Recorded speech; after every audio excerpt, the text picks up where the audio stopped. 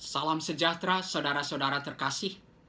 Kita akan melanjutkan eksposisi Kejadian pasal 3 ayat 1 sampai 6. Dan pada bagian kedua ini kita akan melihat ayat 4 dan 5. Kejadian 3 ayat 4 dan 5. Tetapi ular itu berkata kepada perempuan itu, "Sekali-kali kamu tidak akan mati." Tetapi Allah mengetahui bahwa pada waktu kamu memakannya, matamu akan terbuka dan kamu akan menjadi seperti Allah, tahu tentang yang baik dan yang jahat. Saudara-saudara terkasih, setelah iblis melalui ular menggoda manusia dengan menabur keraguan kepada Allah, mengaburkan, meniadakan semua kebaikan Allah, dan manusia itu mulai tergoda, maka iblis lebih jauh lagi menggoda manusia dengan cara menganggap enteng konsekuensi akan pelanggaran perintah Allah. Tetapi ular itu berkata kepada perempuan itu, "Sekali-kali kamu tidak akan mati." Tentu saja ini kebalikan dari perintah Tuhan. Tetapi pohon pengetahuan tentang yang baik dan yang jahat itu, janganlah kau makan buahnya. Sebab pada hari engkau memakannya, pastilah engkau mati.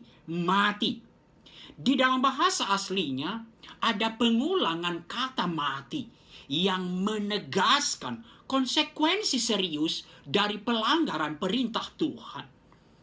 Tuhan telah menyatakan secara jelas kepada manusia konsekuensi serius dari pelanggaran perintah Tuhan. Ada konsekuensi yang serius dari dosa. Saudara-saudara terkasih, apa sebenarnya keinginan manusia yang merupakan inti dari dosa?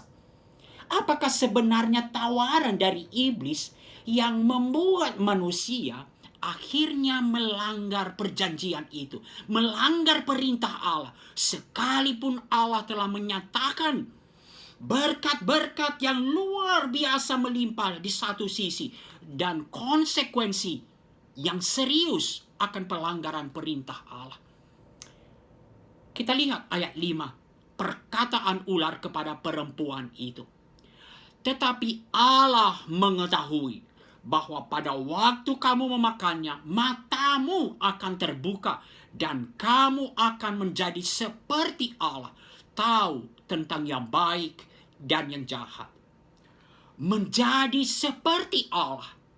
Inilah tawaran iblis, dan tawaran yang begitu menggoda, begitu menggiurkan bagi manusia. Manusia ingin menjadi seperti Allah.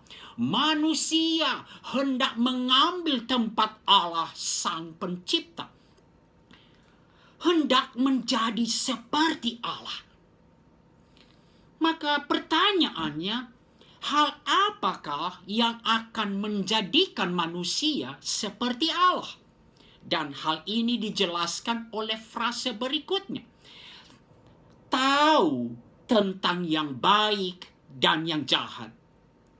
Berarti tahu tentang yang baik dan yang jahat adalah hak prerogatif Allah. Dan sekarang manusia ingin memilikinya. Manusia ingin mengambil tempat Allah. Manusia ingin menjadi seperti Allah. Hal ini membawa kita kepada pertanyaan, apa sih arti kata tahu di sini? Saudara-saudara yang terkasih, di dalam bahasa asli, kata tahu yang digunakan adalah yada. Dan di dalam Alkitab ada beberapa arti kata yada ini. Pertama, apakah tahu di sini adalah tahu secara kognitif? Dan tentu saja tidak. Mengapa? Karena manusia yang diciptakan sebagai gambar Allah pada mulanya telah mempunyai dan menggunakan pengetahuan. Manusia tahu apa yang baik, yaitu taat kepada perintah Tuhan, dan yang jahat melanggar perintah Tuhan. Maka kata tahu di sini bukan berarti tahu secara kognitif.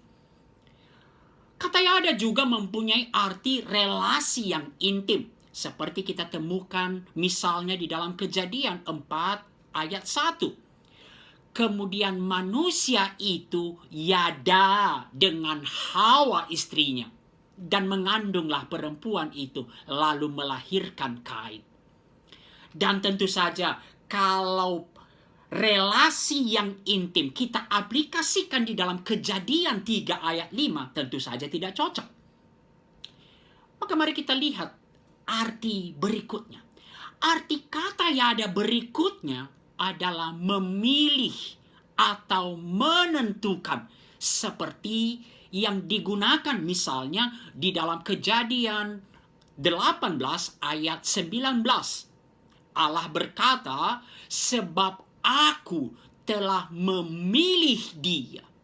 Nah, ini dia saudara-saudara terkasih. Memilih, menentukan tentang yang baik dan yang jahat. Itu adalah hak prerogatif Allah.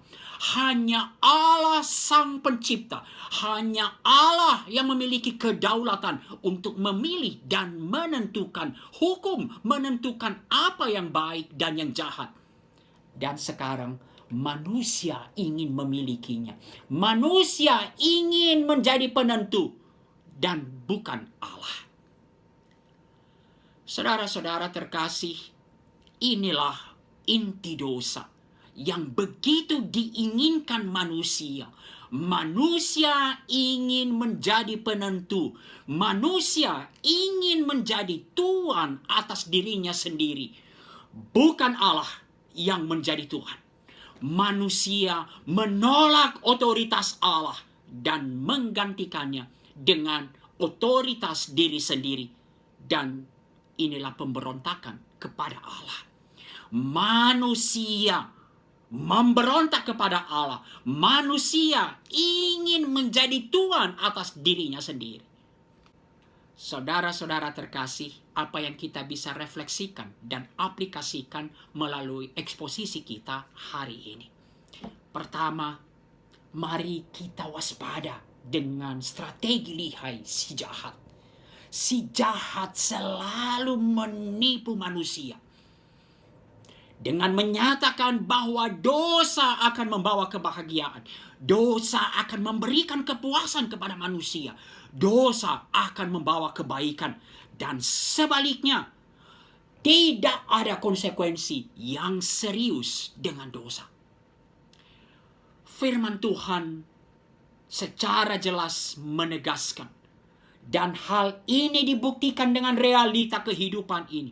Ini adalah kebohongan besar dari dosa. Kebohongan besar dari si jahat.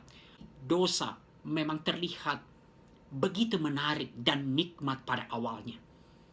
Namun dosa begitu ekspansif. Dosa sangat destruktif. Dan pada akhirnya akan membawa kehancuran dan maut. Berikutnya saudara-saudara terkasih, sesungguhnya dosa jauh lebih serius dari apa yang kita bayangkan. Mungkin kita sering meremehkan dosa. Apalagi kita memilah-milah dosa dengan menyebutnya sebagai satu pelanggaran yang ringan. Tetapi sebetulnya semua dosa, apapun bentuknya, apapun ekspresinya, dosa adalah pemberontakan kepada Allah. Dosa menempatkan diri sendiri pada posisi Allah. Dosa hendak menggantikan otoritas Allah dengan otoritas diri sendiri. Dan kalau kita pikirkan sebenarnya, apapun itu bentuknya, apapun itu ekspresinya, dosa selalu berarti menjadikan sendiri Tuhan dan bukan Allah. Akulah Tuhan, akulah yang menentukan dan bukan Allah. Saudara-saudara terkasih, dalam suratnya kepada jemaat Roma, Rasul Paulus mengungkapkan tentang dosa ini, kelaliman manusia yang mendatangkan penghukuman, dan sekaligus mengingatkan kita untuk terus hanya menyembah Sang Pencipta. Sebab mereka menggantikan kebenaran Allah dengan dusta dan memuja dan menyembah makhluk dengan melupakan penciptanya yang harus dipuji selama-lamanya. Amin. Kiranya di dalam kasih karunia Allah, di dalam Tuhan Yesus Kristus dan pimpinan Roh Kudus, kita terus diingatkan, kita ini adalah ciptaan yang tergantung sepenuhnya kepada Sang Pencipta.